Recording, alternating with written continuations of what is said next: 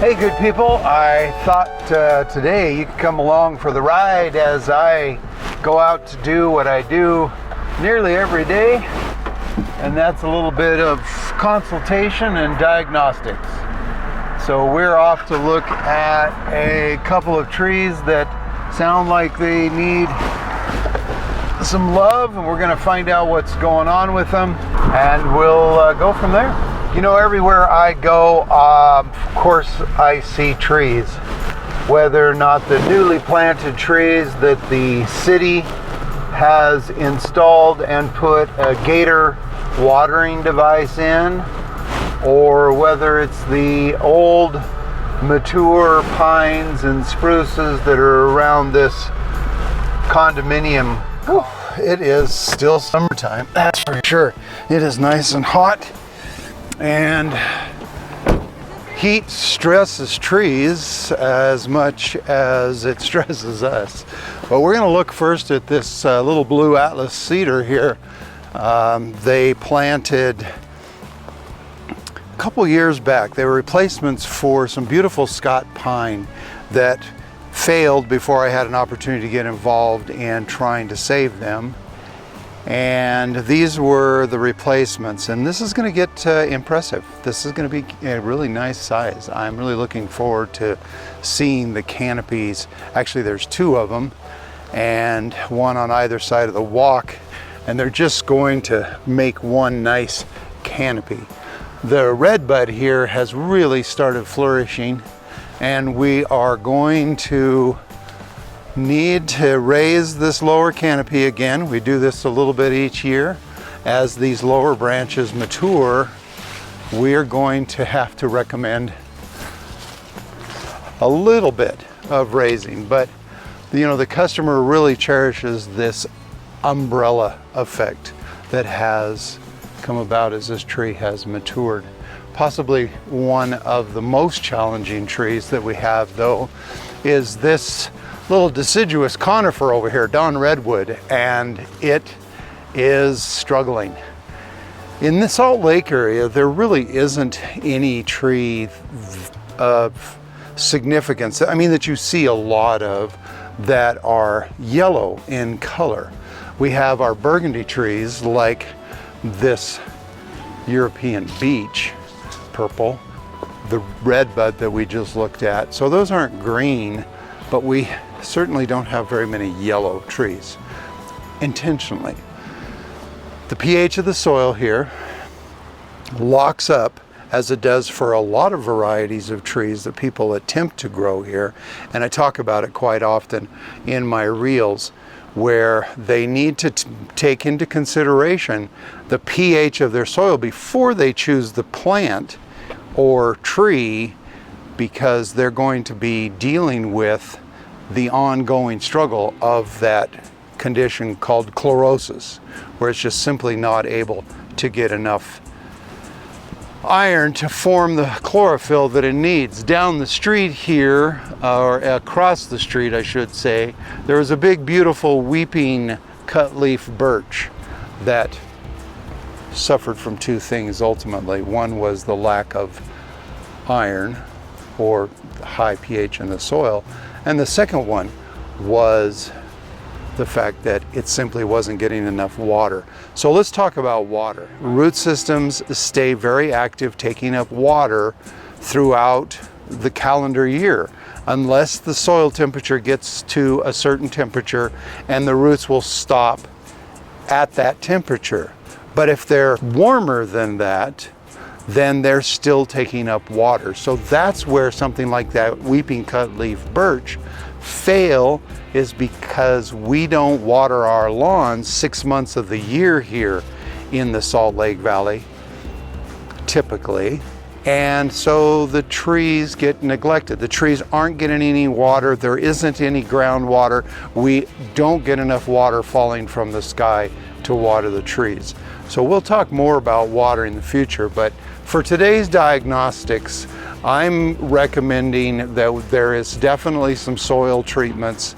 That's really our only option with this beautiful Beautiful tree here. The others that we've looked at aren't struggling in that way at all. I have no concerns. A touch of little pruning over there. I'm staying in the shade of a locust tree. This is one of the trees that has proven to be one of the best in terms of dealing with this alkalinity situation that I talked about earlier.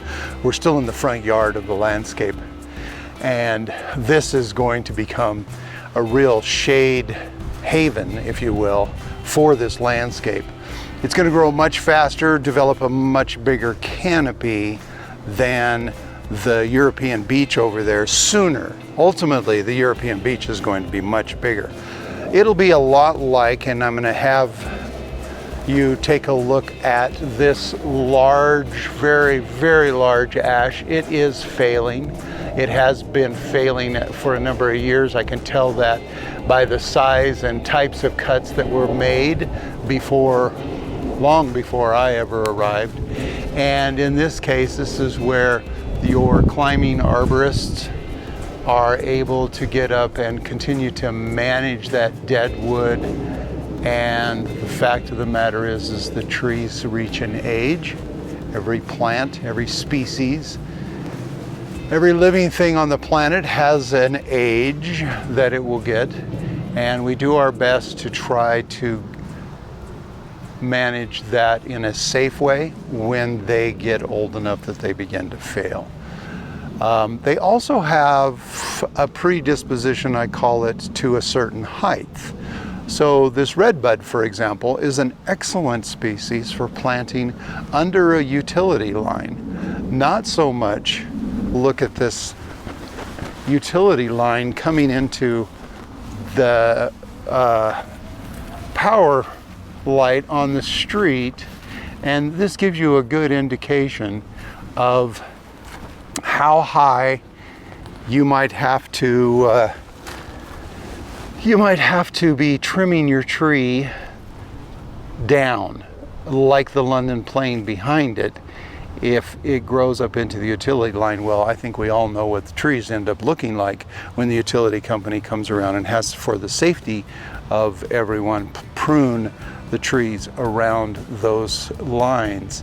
Now, this is a Magnolia grandiflora, and this is a beautiful, beautiful tree. When I was an estate gardener in Portland, there was one in the center of our 3.5 acre garden, and it seemed like when it was in bloom, it didn't matter where you were in the garden, you could smell that beautiful fragrance. But I'm a little concerned this year, for the first time, this is starting to show some of the stresses of the pH of the soil again, where it's not getting all of the nutrients that it needs. As the sun comes through the leaf here, we can really see these early signs of iron chlorosis because the veins are so pronounced and green, and the leaf tissue outside of that is starting to yellow up. And this is my concern. We want to get this now before it goes to that bleach yellow color that we saw up front in that redwood. The more advanced iron chlorosis actually will turn black and brown in some leaves. So I'm going to recommend on this also a soil treatment. There's a little bit of maintenance pruning that needs to be done. It looks to me like we've got a few dead branches. This tree really is a brave, if you will, venture here along the Salt Lake Valley, because it is a broadleaf evergreen. It holds onto these leaves through the winter, and with some of our cold and severe winters like we had last winter, it can really stress and challenge the tree. But this one's been here for several years now, doing okay. If you look around on the backside of this, wrapping your newly planted trees in the winter time to avoid this condition right here. This happens when the winter sun warms the dormant cambium circulatory system, and it freezes all of that layer. And then as the tree matures, of course, the bark is not expanding because there's no living tissue underneath, nothing replacing. And so I will get calls from time to time. People are wondering why on earth their bark is sloughing off when it shouldn't be. It's old damage. It was done quite some time ago, and we don't see this happening until the trunk of the tree is expanding in girth, and then it begins to expose the old wound. Mixing Clorox and water, that I recommend spraying on that from time to time when you are in a lawn setting, because you're getting this wet and you don't want bacteria and whatnot forming and rotting that away. However, the sealants that they make available for pruning cuts, we have learned from research, you don't put that on pruning cuts, and you don't put that on this open exposed wood. It's counterintuitive to the healing process of the tree. You can use that little Clorox solution. So that's going to do it for today. We're going to end with this beautiful Magnolia grandiflora.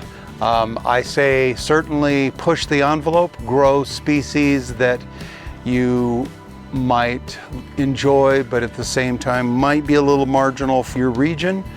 Just know and be cognizant of how much care you're going to have to give the tree as it matures and grows, and know what you're in for. Know before you grow. Know your soils, know your climate, know your tree. Thanks again for following along. Ring the bell. Happy gardening.